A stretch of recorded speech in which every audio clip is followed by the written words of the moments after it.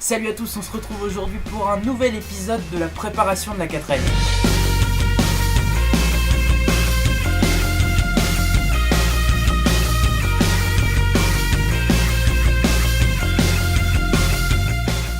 Bon, je suis désolé, on est sous hangar et il pleut dehors, donc ça peut faire quelques petits bruits parasites de temps en temps. Donc aujourd'hui on s'attaque à la dernière partie de la remise en état du capot de la 4L. Donc on va notamment voir comment fixer les attaches capot en perçant les trous, en les centrant comme il faut. Et on va voir surtout le résultat final de tout ce capot. Mais avant que la vidéo ne commence, j'ai une très bonne nouvelle à vous annoncer. J'ai trouvé un pilote-copilote pour partir avec moi au 4L Trophy. Donc c'est officiel, je suis préinscrit. Donc en description de la vidéo, vous trouverez bien évidemment le lien de notre page Facebook qu'on a créée qui s'appelle MHC Racing 87. Pour ceux qui voudraient nous aider pour partir au 4L Trophy, justement il y a également une cagnotte Litchi qui a été ouverte que vous retrouverez aussi dans la description. Et bien sûr je vous tiendrai au courant lorsqu'on aura des sponsors qui se seront joints à nous dans le projet, et je vous tiendrai au courant quand on aura une avancée dans le projet, et on espère fortement qu'on va arriver jusqu'au bout. Donc sans plus tarder, on attaque la vidéo.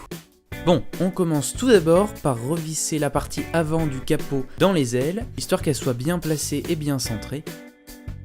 Et ensuite on peut remonter les ailes de la 4L. Il faut bien les remettre comme il faut, il n'y a pas besoin de mettre tous les écrous, mais au moins ceux qui sont essentiels pour que l'aile soit bien positionnée dans l'axe et qu'elle soit pas tordue, parce que ça va être important pour bien positionner la partie supérieure du capot.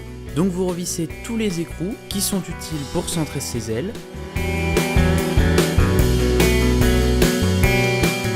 Et ensuite on va tracer un petit trait, donc moi je l'ai fait à 3 cm du bord. Ça tombe à peu près sur le bord du rabat. Et donc après on peut percer les trous qui vont servir à passer les attaches capot. On commence par un tout petit foret et on agrandit ensuite le diamètre des forets jusqu'à avoir un trou qui puisse laisser passer l'attache capot.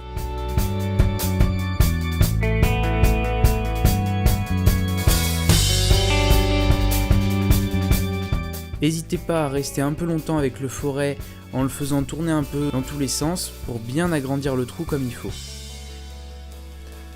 Ensuite on visse le contre-écrou sur la tige de l'attache capot, la rondelle, et vous vérifiez que tout rentre bien et que c'est positionné au bon endroit.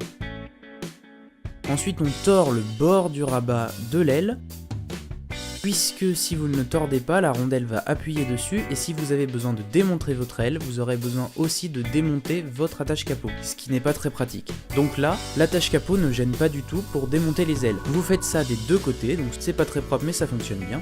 On perce ensuite un petit trou en replaçant la partie supérieure du capot au bon endroit. On la centre comme il faut avec les bons espacements par rapport aux ailes, et vous percez le trou en passant par l'intérieur de l'aile. Vous percez avec un tout petit foret histoire juste d'avoir un point centreur.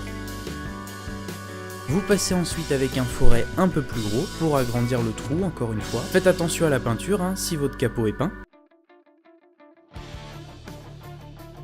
Un foret encore plus gros pour bien agrandir le trou. Et là, comme la tête de l'attache capot est un peu plus grosse, il faut un foret encore plus gros. Donc vous replacez le capot pour voir si c'est bien centré, et ensuite vous positionnez les attaches capot en elles-mêmes.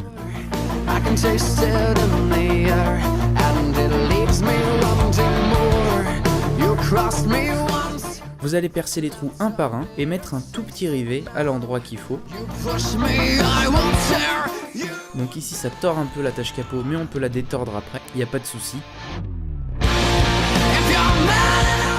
Et vous coupez l'excès de rivet qui dépasse.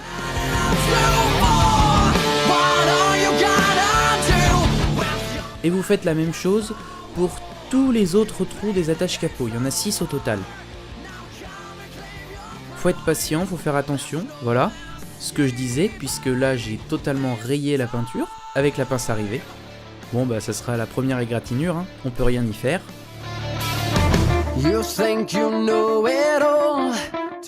Et vous continuez à percer le dernier trou de cette attache capot. Vous mettez le petit rivet. Et voilà, donc là c'est attaché et ça tient très bien. Donc là on teste l'attache capot qui marche très bien, donc vous voyez c'est un peu lâche. Ensuite vous retirez le capot et vous pouvez limer légèrement le trou qui a été fait dans le capot, puisqu'il n'est pas forcément très bien centré par rapport au trou de l'attache capot en lui-même. Et donc une fois que c'est fait, vous pouvez replacer votre capot. Et donc là je vous montre toutes les attaches. Donc j'ai gardé l'attache d'origine, histoire qu'on ne me pique pas mon capot. Et moi j'en ai mis 4 au total, 2 à l'avant et 2 à l'arrière qui étaient déjà installés depuis un certain temps, en caoutchouc. Des attaches tout à fait basiques. Et donc là vous avez un espace très grand pour bricoler et accéder au moteur. Et pour régler les attaches capot, une fois que les deux écrous contre écrous sont serrés, vous avez juste à passer un tournevis dans le trou et à le tourner. Les écrous restent serrés puisque l'écrou et le contre-écrou ont été vissés ensemble. Bon voilà, c'était tout pour cette vidéo, j'espère que ça vous a plu. Honnêtement, ce capot, après plusieurs semaines d'utilisation, puisque oui, ça y est, je roule enfin avec cette 4L, pour de vrai. Il y a des épisodes qui sont un peu en retard, donc vous n'avez pas tout vu, mais elle est enfin prête à rouler, elle a le contrôle technique, et donc pour avoir roulé quelques mois avec ce capot, c'est vraiment parfait, c'est très pratique. Seul petit hic que j'ai eu, c'est que j'ai quand même rajouté un cadenas sur un des côtés de l'attache capot Dakar, comme il l'appelle, le modèle Dakar, celle qu'on vient de fixer justement. Ce qui m'est arrivé, c'est qu'il y a des gens dans la nuit qui ont essayé d'enlever le capot que j'avais fait, puisque c'est marrant, il y a des attaches capot à enlever et après on enlève. Heureusement que j'avais laissé l'attache capot d'origine, puisque ça ne leur a pas permis de l'emmener le capot, mais c'était assez embêtant parce que vu qu'ils n'ont pas réussi à l'enlever, ils ont essayé de le remettre, mais comme ils l'avaient retiré très bizarrement, je sais pas trop comment, ça l'a décalé, et quand ils ont voulu le remettre, ils ont donné des coups de poing dessus, donc ça m'a enfoncé le capot. Je vous mets une photo maintenant là, et fort heureusement on a réussi à détordre la tôle. C'était vraiment mineur les dégâts, mais sinon ce capot c'est très pratique. Bon, je vous accorde, faut pas être trop minutieux sur la peinture de cette partie du capot, parce que très honnêtement, avant de la prendre la voiture, je l'ai emmenée chez le mécano pour qu'il fasse les derniers petits réglages fins, histoire qu'elle roule nickel, et le capot a été posé à l'envers sur la peinture, ce qui fait que en contre-jour, on voit que le capot est légèrement rayé et qu'il y a 2-3 rayures qui sont un peu plus profondes sur toute la longueur du capot. Et en soi, c'est pas gênant, ça se voit pas trop, on n'y fait pas gaffe, et puis de toute façon, comme vous l'avez vu dans la vidéo, j'ai ripé avec la passe à rêver, donc ça c'était la première égratignure du capot, mais il y en aura d'autres, et il y en a eu d'autres.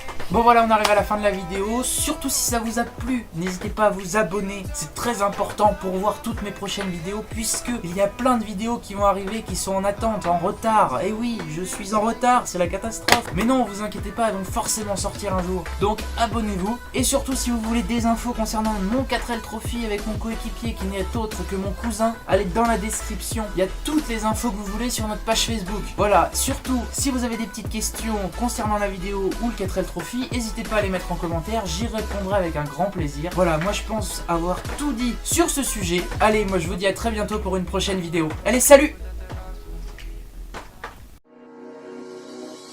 Bon, tu peux liker, commenter, partager, tu peux t'abonner aussi bien sûr, tu peux aller voir mon autre chaîne YouTube qui est totalement différente, et puis comme t'as rien d'autre à faire, bah va voir une autre vidéo, mais avant ça, va dans la description, tu vas voir il y a un petit lien, tu cliques dessus, il y a écrit Utip, et ça peut vraiment m'aider. Allez, salut!